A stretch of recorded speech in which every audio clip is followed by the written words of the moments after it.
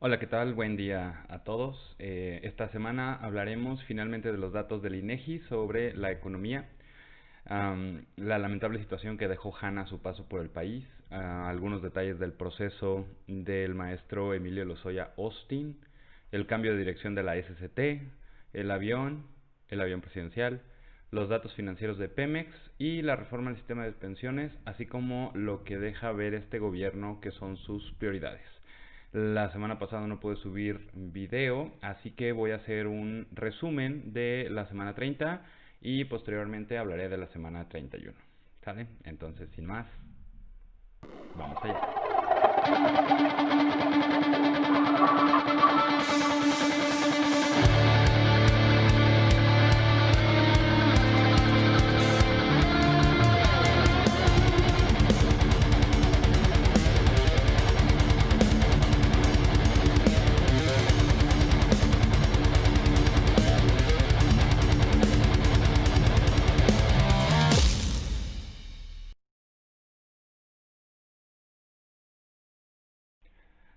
Y bueno, empezando entonces por el resumen de la semana pasada, la semana 30 del año 2020, el domingo, un domingo anterior al inicio laboral de la semana, digamos, el presidente, hablando de alimentación balanceada y de hacer ejercicio, en un video que publicó el domingo 19 de julio, este, nos habla de esto, pero no se da cuenta de que para que las personas tengan los recursos necesarios para hacerse de los bienes que permiten esto, se necesita pues que se tenga la confianza en el país para las inversiones, que se genere un ambiente en el que se respeten, por ejemplo, los contratos, se incentive la inversión, que traerá como consecuencia positiva el desarrollo económico y por lo tanto el desarrollo de las personas y que puedan hacerse de estos recursos para cuidar su salud y su alimentación. Realmente se nota que el presidente ha estado buscando a quién culpar de las circunstancias presentes del país y al mismo tiempo que ofende no se aboca a enfrentar los problemas estructurales de este país. Se le dejaron 300 mil millones de pesos del Fondo para la Estabilización de Ingresos Presupuestales y este dinero ya lo dilapidó en sus programas clientelares, los programas del bienestar y bueno, en las ocurrencias de sus tres proyectos mágicos de los que ya hablamos cada semana. Posteriormente, durante esa misma semana, habló del fortalecimiento del sistema de pensiones. En este tema voy a hablar un poco más. Esto no porque sea de mayor relevancia el tema, sino porque es un tema que a mí en particular me interesa. Voy a dar las generalidades. Se le llamó fortalecimiento del sistema de pensiones o reforma para fortalecer el sistema de pensiones. Pero poco a poco se fue develando a qué se refería esto. Y es que este sistema de pensiones únicamente, esta reforma, perdón, únicamente abarca el sistema de ahorro para el retiro, es decir, las cuentas individuales. Y se le pretende agregar las pensiones para adultos mayores, las que no son realmente una pensión, es una aportación en efectivo del gobierno federal como una dádiva para los adultos mayores. No estoy diciendo que esté mal, estoy diciendo que no es una pensión. Pero en realidad en México pues hay muchos sistemas de pensiones públicos, está el de Pemex, está el de CFE, está el del IMSS como empleador, el del ISSSTE, el de los gobiernos estatales y municipales, y bueno. Hablar de fortalecer el sistema de pensiones es, es una mentira, es un engaño.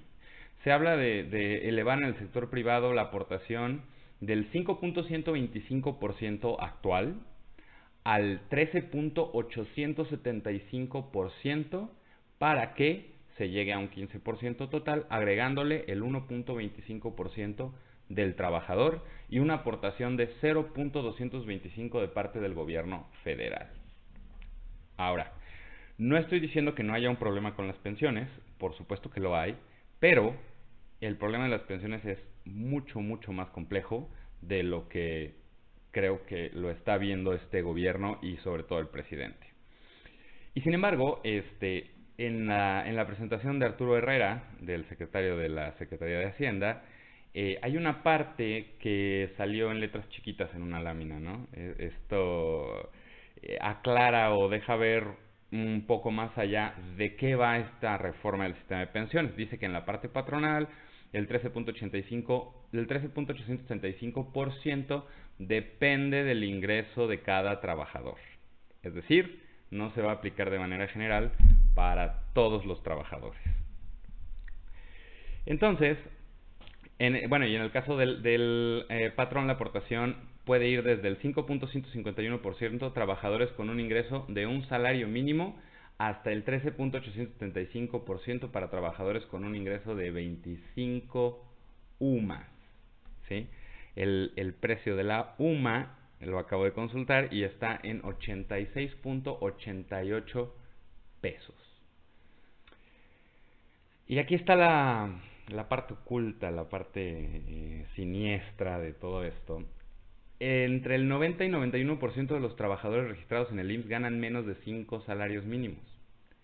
25 UMAS es el equivalente a ganar 65.160 pesos mensuales. ¿Qué porcentaje de la población se encuentra en este salario? Realmente es ínfima la población. Entonces, para todos los que ya se estaban saboreando la reforma de las pensiones, y pues en realidad es tiene esa cuestión oculta ahí detrás de los datos, ¿no? Para el caso del gobierno, la cuota social propuesta va de 8.725% para trabajadores con un ingreso de un salario mínimo, los que ganan 3.500 pesos. A 1.798 para los de 4 UMAS. Esto se presentó el miércoles como si ya fuera una realidad, y la realidad, valga la redundancia, es que no se ha presentado ni siquiera la iniciativa al Congreso. Todavía lo está revisando, es decir, ni siquiera ha terminado de revisarla la comisión permanente.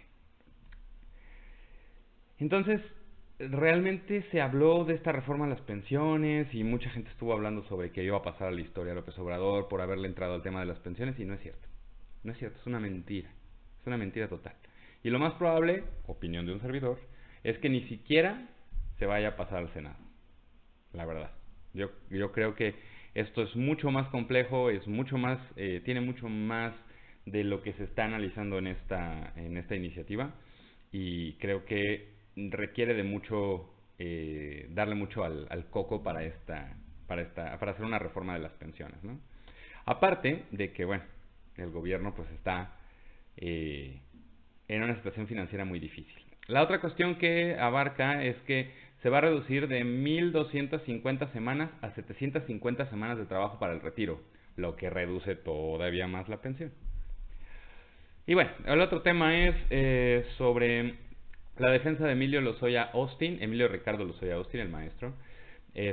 Un grupo de cercanos y de López Obrador y el mismo López han estado hablando y han estado sacando a colación temas sobre que Emilio Lozoya va a develar información sobre cómplices y sobre dinero que se dio a ciertas personas y pagos que se dieron por los votos hacia la reforma energética, pero en realidad esta es información que no es válida, es información que no se ha tenido de manera legal porque no se había dado el proceso todavía de Emilio Lozoya. Estoy hablando de la semana 30, todavía no llegábamos a esta semana que está transcurriendo, que está terminando. Es decir, que todavía no se presentaba ante la autoridad de Emilio Lozoya y hacía su declaración. Únicamente se estaba usando como una estrategia para desprestigiar a algunos miembros de la clase política mexicana que considera el presidente adversarios. Y aquí me llama la atención una conducta de AMLO en la que se le ha de alguna manera amenazado al maestro Emilio Lozoya, conseguir un proceso contra su hermana, su esposa y su señora madre. Esto habla de un actuar bastante ruin por parte de nuestras autoridades nacionales, ¿no? Y bueno, por último, nada más voy a tocar el tema de Pemex. Pemex, de esto Se habló durante también la semana 30 de cuánto perdió Pemex en el primer trimestre. Perdió cerca de 530 millones de pesos.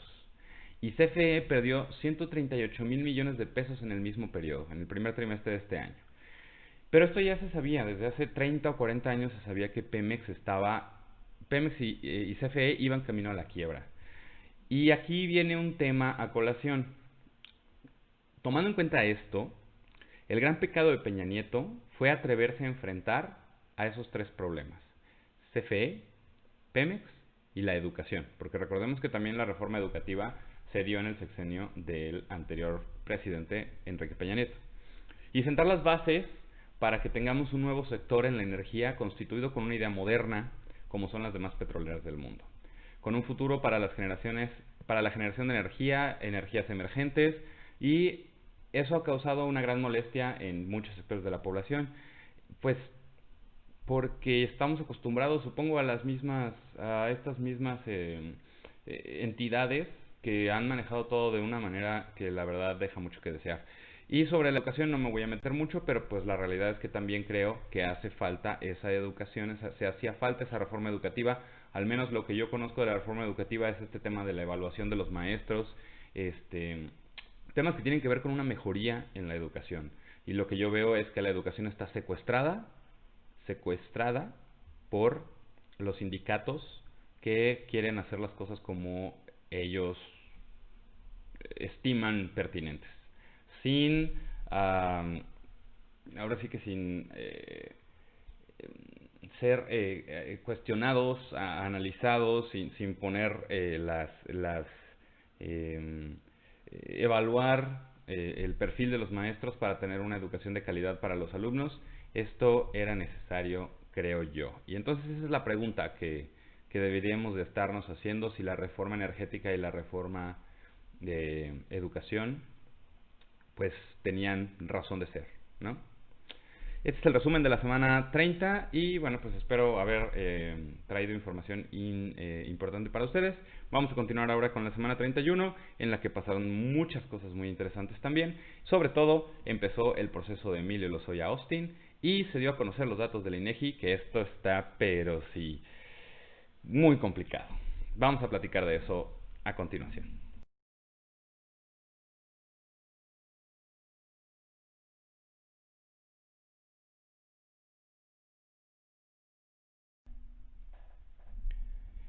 Bueno, y para comenzar con la semana 31, el domingo 26 de julio, hubo el huracán Hanna pasó por el territorio nacional y pues causó estragos en dos estados particularmente de la República: el estado de Tamaulipas y el estado de Nuevo León. Y cuando este huracán golpeó, algunos hospitales se inundaron, se veían imágenes pues de muchos damnificados, problemas de inundaciones, y el presidente se encontraba en Huatulco con una actitud pues desentendida del problema, de los damnificados, del problema de estos estados, y pues sí, completamente desentendido de la situación. No ha habido una sola palabra de solidaridad con los damnificados de Tamaulipas y de Nuevo León. Y pues por supuesto tampoco se ha hablado del Fonden, perdón, del Fondo para Desastres Naturales. Y bueno, otra cosa de la que se habló ya desde la semana anterior, pero también está esta semana, es que se va el ingeniero Jiménez Espriu y llega un señor de 90 años.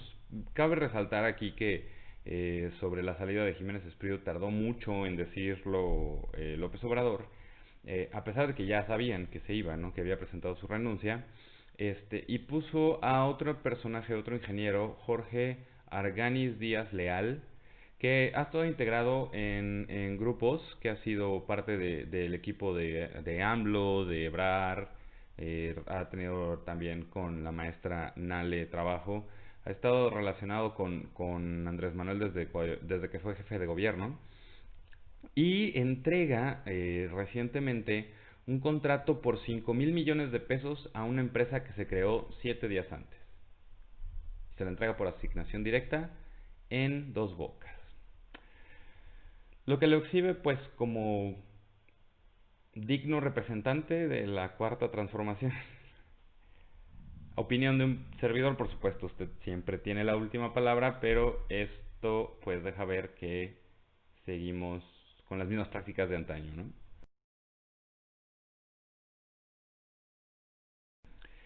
Eh, Posteriormente, el 28 de julio, Petróleos Mexicanos dio a conocer algunos documentos relacionados con sus estados financieros, balance general de consolidado, estado de resultados consolidado, y una presentación ejecutiva y un documento llamado síntesis de varios cuadros que tienen información de datos financieros. Pero ¿qué llama la atención de estos números? Bueno, llama la atención eh, que lo que representan trae dudas de que estén apegados a la realidad que enfrenta Pemex. Más bien parecen maquillados, datos maquillados. ¿Y a qué se debe esto? Bueno, si en el primer trimestre del año Pemex perdió 530 mil millones de pesos, en este documento, eh, que son documentos no auditados, es decir, no los ha revisado la consultoría que va a revisar con la especialidad contable todos estos datos de Pemex para darles de alguna manera certeza jurídica. No estoy seguro cómo llamarle, pero bueno, es de alguna manera la parte del proceso, el hecho de que los revise otra organización. Y lo que presentaron esta vez habla de pérdidas de 40 mil millones de pesos. Es decir, que si confiamos en esta información, en el año Pemex ha perdido más, o más bien casi 600 mil millones de pesos. No parece hacer mucho sentido, mucho match, ¿no? El hecho de que pierda 40 mil millones de pesos en el segundo trimestre cuando en el primero perdió 530 mil, considerando la pandemia, considerando la baja en la productividad, en la producción, el cierre de algunas empresas, etcétera y demás, ¿no? La baja mundial en el consumo de derivados del petróleo. Pero bueno, veremos qué pasa a continuación. Vamos con más temas, enseguida volvemos.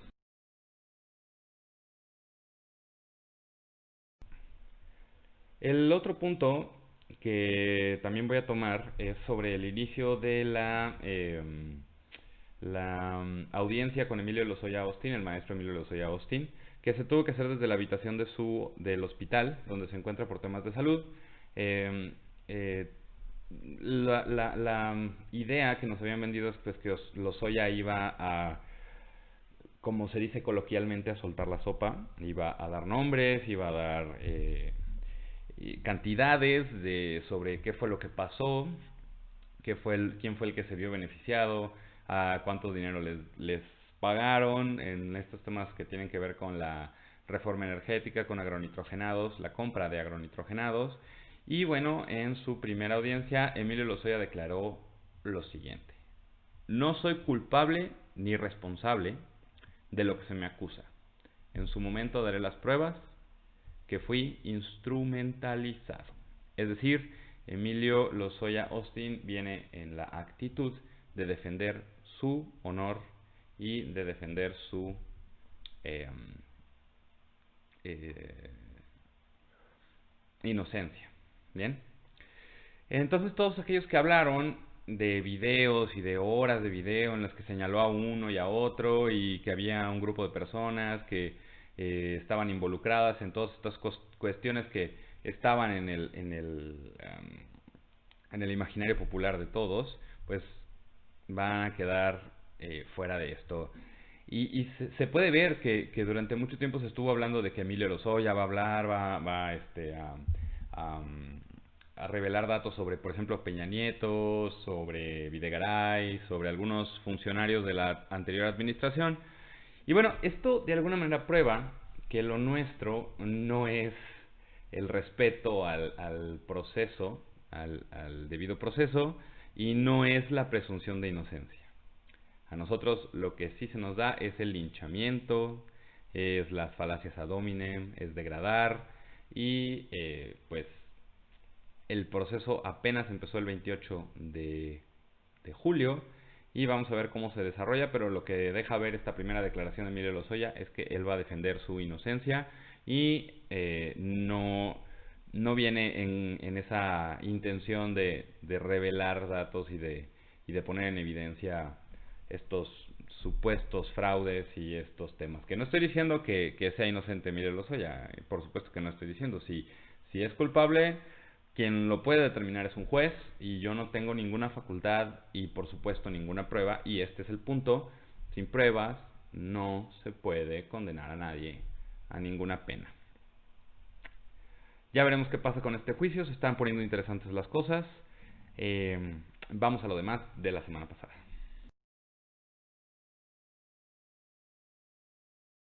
Bueno, y vamos a hablar del tema que yo considero sustancial de la semana, el tema de mayor relevancia, y es que el INEGI dio a conocer los resultados del crecimiento de la economía mexicana, la cual cayó estrepitosamente 17.3 o 18.9. La caída anual de los dos trimestres fue de 10.5 de caída. Y bueno, ante una situación como esta, pues podemos ver que el país se ve en una verdadera tragedia y estos datos son imposibles de maquillar. Estos tres datos son en comparación con el trimestre anterior, con el trimestre igual pero del año pasado, y en comparación el semestre con el semestre del año pasado. ¿Sale? Por eso es que son esos tres datos, 17.3, 18.9 y 10.5, pero aún así la caída es sumamente fuerte de la economía. Y López sale a decir en la mañanera la siguiente, discúlpenme la palabra, pero es una tontería. Dice que eso ya lo veía venir y que no hay problema porque no hay más pobreza. Y esto da mucho que pensar, la verdad. Da mucho que pensar en el mal sentido de la palabra. Pensar en cómo es posible que nuestro presidente vea de manera tan burda y tan eh, sencilla el tema de una caída de 10 puntos porcentuales, en el mejor de los casos, 10.5 puntos porcentuales del Producto Interno Bruto. También dijo después, bueno, esto ya relacionado con el tema de los debidos procesos, pero vamos a terminar con el tema del INEGI. Esta caída de la economía, los encargados, los subsecretarios de la Secretaría de Hacienda, no se atrevieron a contradecir a López, diciendo que sí iba a ser una recuperación en V, pero más bien como en una palomita, de manera más larga, digamos. Es, es una caída del 10.5%. Teníamos un promedio de crecimiento del 2.3% anual.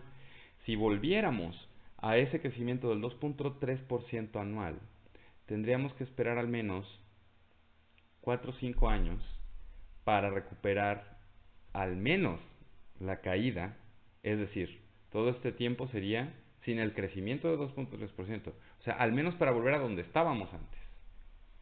Esto es complicadísimo y dada la situación presente, volver a donde estábamos antes de estos 20 meses de gobierno, se ve complicado.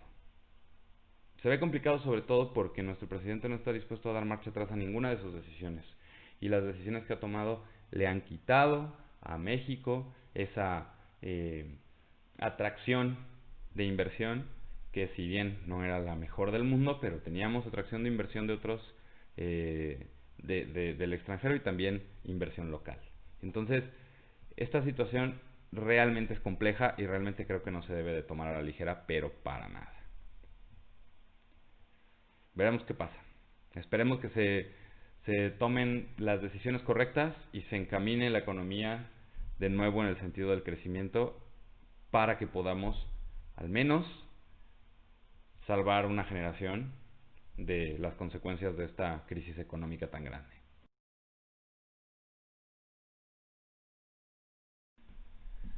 Bueno, ya para terminar, finalmente voy a platicarles un tema que ya había tocado antes, cuáles son las prioridades de este gobierno.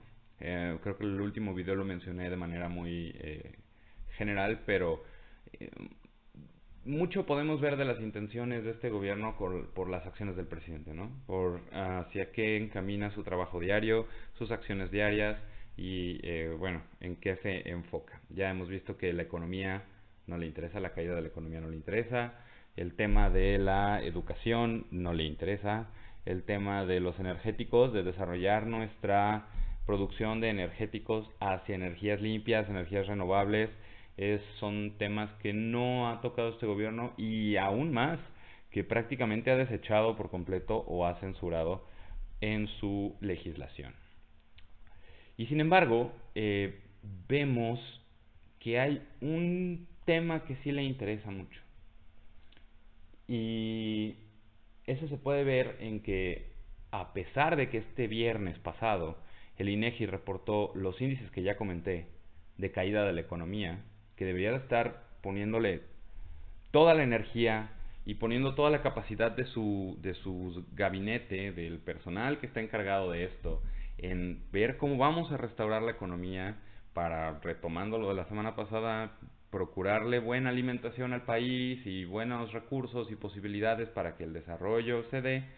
El presidente va a hacer una gira por 9 entidades de la República las 2 semanas siguientes, es decir, la semana 32 y la semana 33.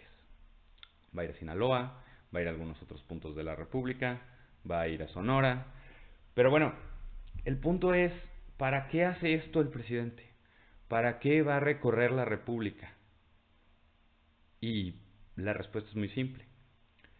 Pretende, con estas giras, recuperar la popularidad perdida y la intención de voto que las encuestas demuestran que va en caída libre. Pretende hacer, pues yo diría que campaña para su partido, para que en la elección del 2021, que será el 6 de junio del próximo año, pues pueda tener resultados favorables para su partido, no perder la mayoría en el Senado, ganar las 15 gobernaturas, etcétera. Creo yo que le valdría más, para ganarse ese respeto de la ciudadanía, tomar las acciones que se requieren tomar para mejorar la economía del país. Pero estas son cosas que a nuestro presidente no le interesan, o al menos eso deja ver, y aquí quiero aclarar que estoy hablando de lo que dejan ver sus acciones en el día a día como prioridades. No le interesan las demás cosas, le interesan los votos de las elecciones intermedias. Y probablemente después le van a interesar los de la siguiente elección para su partido. Es una realidad muy triste la que estamos viviendo.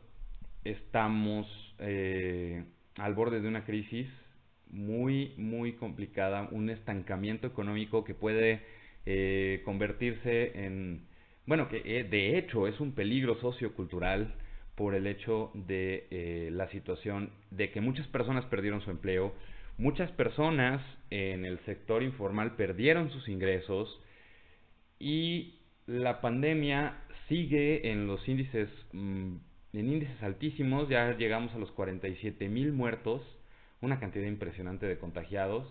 Yo creo que ya lo estamos viendo todos en nuestro día a día, en personas cercanas, en nuestros trabajos, en etcétera y demás. Realmente la situación no se ve que vaya a mejorar en la proximidad del tiempo. Y esperemos que este gobierno cambie su estrategia, al menos aplique una estrategia para que mejoren las condiciones del país. Le dejo a usted, como siempre, la última palabra. Lo he dicho muchas veces en esta ocasión, pero es que es demasiado que tratar. Este es mi punto de vista, esta es mi perspectiva. La última palabra la tiene usted. Pero pues creo que sí está mal encaminado las prioridades. Están mal encaminadas las prioridades de este gobierno. Usted dirá lo que usted piense al respecto.